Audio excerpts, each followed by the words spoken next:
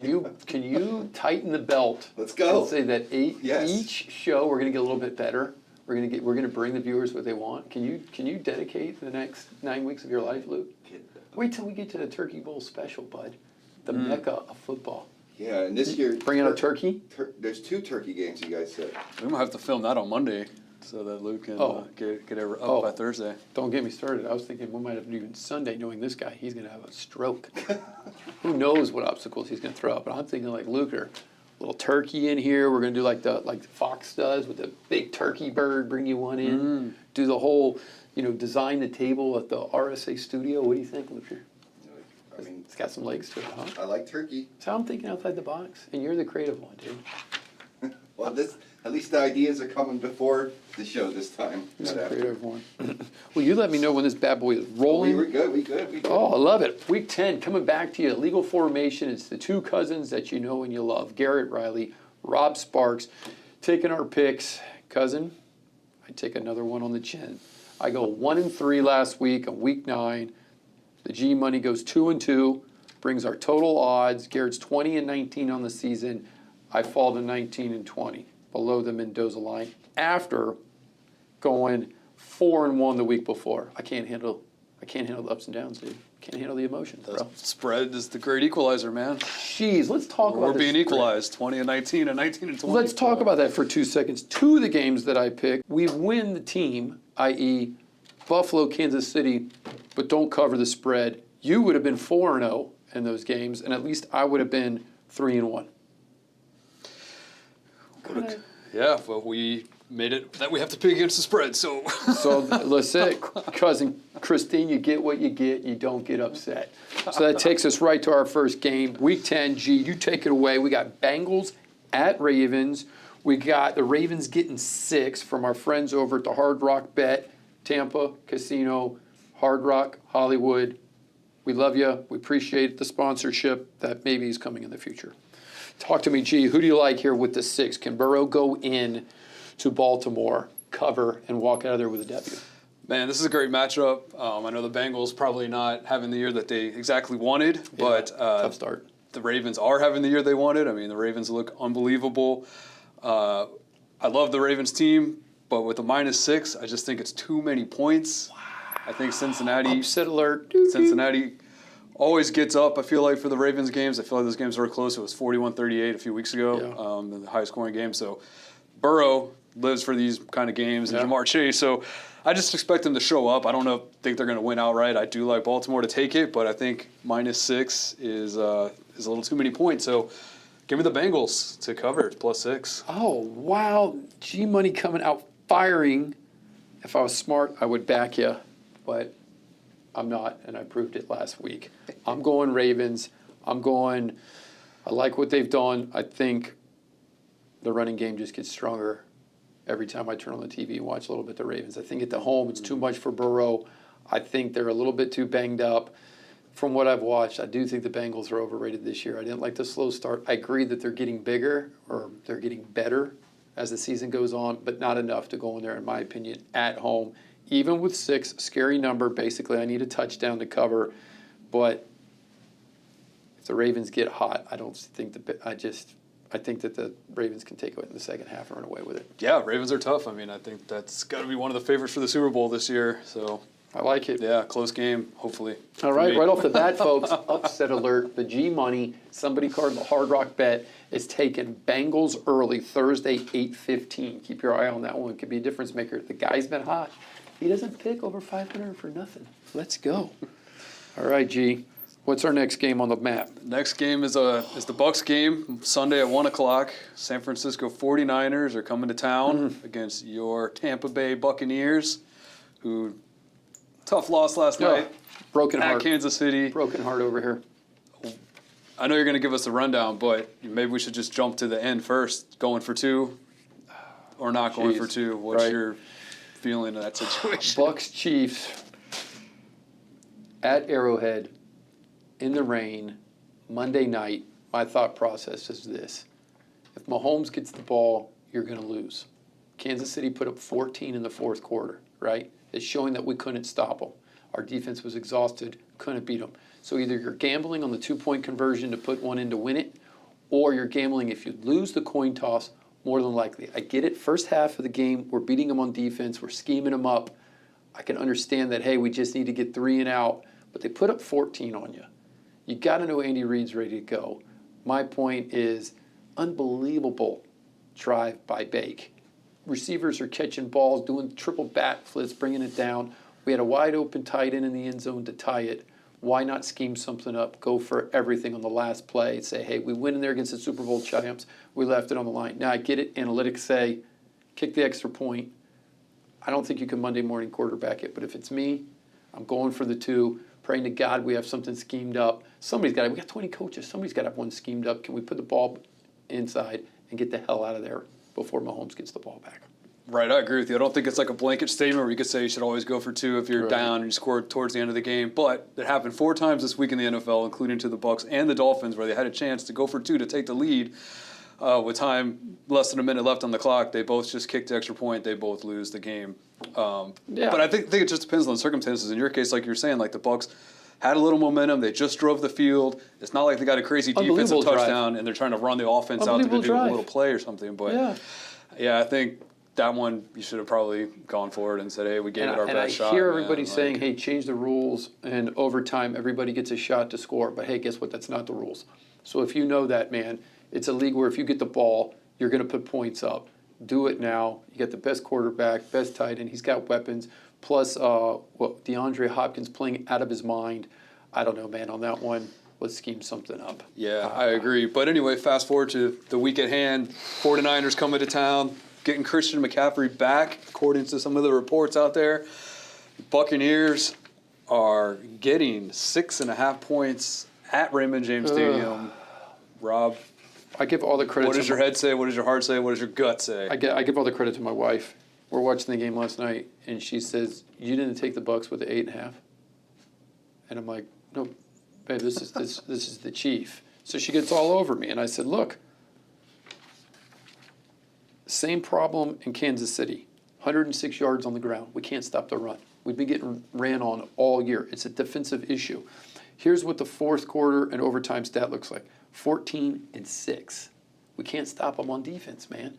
We can't control up the middle. If you look at the tight end play from Kansas City, we couldn't. Who has the best tight ends in the world? 49ers has got Kittle. They run an unbelievable offense. You're getting McCaffrey back with a guy that can run. The brain, the analytics say, no can do. But I'm going against the grain, dude. I'm not doing it again. My wife got all over me, said, look, 8.5, what are you, crazy? We're going into freaking Kansas City. We're going to cover. We almost win. I'm a hometown junkie. I'm staying with the Bucs. I think they can cover the 6.5. Outright win, I don't know. Look for Bake to do what he does late in the fourth quarter, close the gap, in my opinion, gets it within 6.5, maybe steal one, time running out, field goal at home, because I think what Kansas City showed, 2 things. One, even banged up, we can play with anybody. We go into Detroit, we beat the Lions at home. We go to Arrowhead and we beat them. I don't think there's an intimidation factor with the Niners coming all the way across the country. It's a 1 o'clock game. I think the boys are going to be up. Now, hey, short week, tough to regroup a little bit. But I don't think they're intimidated. I think we are getting a little better. I think our rookies, can we get healthy, get another wide receiver back? Maybe. Anyway, I'm taking the upset. I'm taking the spread. I'm going Bucs at home. I'm not going against the boys 2 weeks in a row. Yeah, I'm with you too. I'm taking the Bucs plus 6.5 because I think their backs are against the wall. If they don't win this game, they're really looking on the outside in at the wild card and at the playoffs. So great point.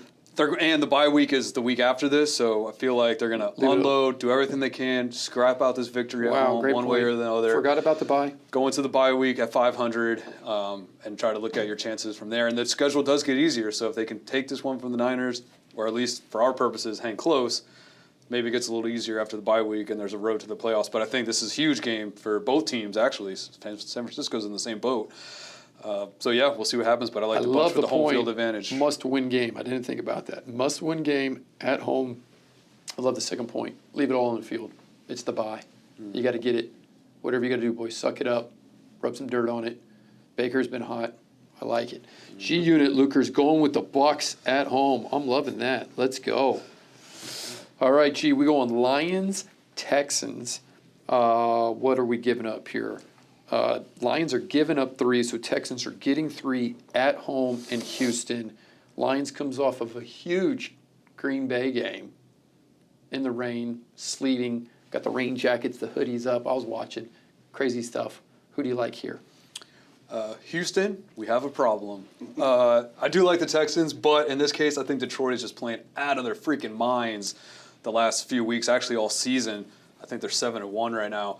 So they're just playing nuts, and I think that they are playing so tough and so well that I think they can overcome the Texans.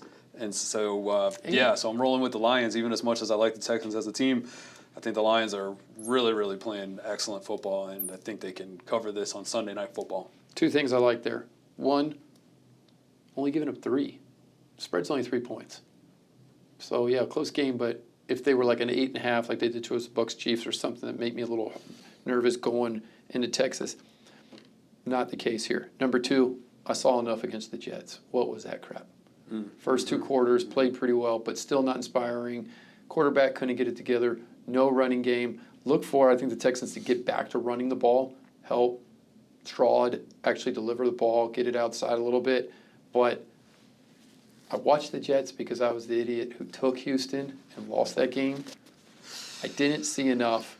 I think the Texans are overrated. I don't think they are the team that they were last year. I don't think they're surprising anybody. I'm following your lead. I'm going Lions on the road. Yeah, Boom. Don't want to get Mark burned it by down. Houston again. Can't 2 do weeks it. in a row. Can't do it. All right. Ooh, Then dirty. we always do the Dolphins game, and we do the Monday night game, which this week is one and the same. So we have Miami Set your clock. at Los Angeles Rams. The Rams are favored by 2.5. Yikes. What do you think, Rob? Tough one here for me, cousin. I liked what I saw from both teams. I thought the Dolphins are getting better. I feel like Tua's getting back to form. I think him and Tyreek are getting back on the same page. I watched a little bit of that game last week, and they lose on a field goal. They go up and they play in a tough environment in the Bills. But I think it's a lot to ask for them to then get on a plane, go across the country, go in there and play the Rams at home. At the same time, it's 2.5 spread. Same thing with the Rams. I think they're getting better every week. And I got to be honest, man. The Rams are getting hot and they're getting healthy at the right time. Look for them to be a sleeper, man. That all of a sudden they start going deep in the playoffs and start surprising some people. I mean, they are absolutely spinning it.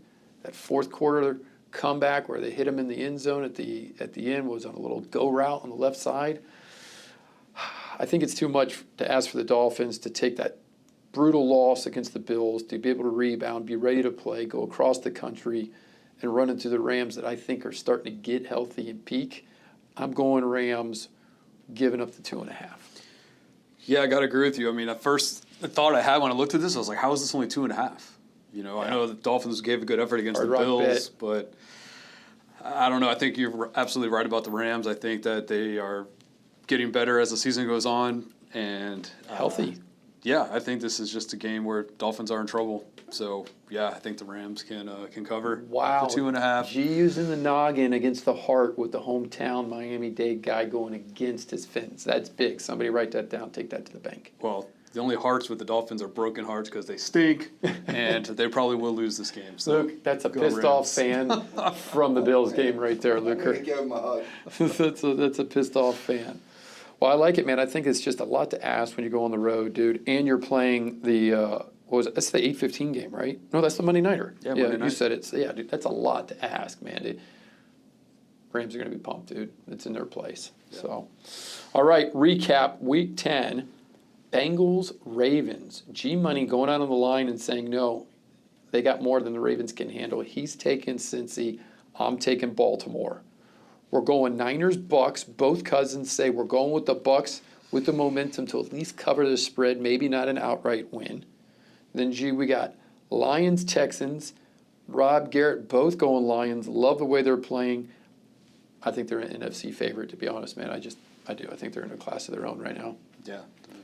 And then Garrett going against the hometown Fins. Both cousins taking the Rams at home. Monday Nighter is going to be a great game. I'm going to be honest, though, dude. I hear you that the spread could be bigger, but it could be a field goal. It could be. If Tua, Tariq, scheme it up.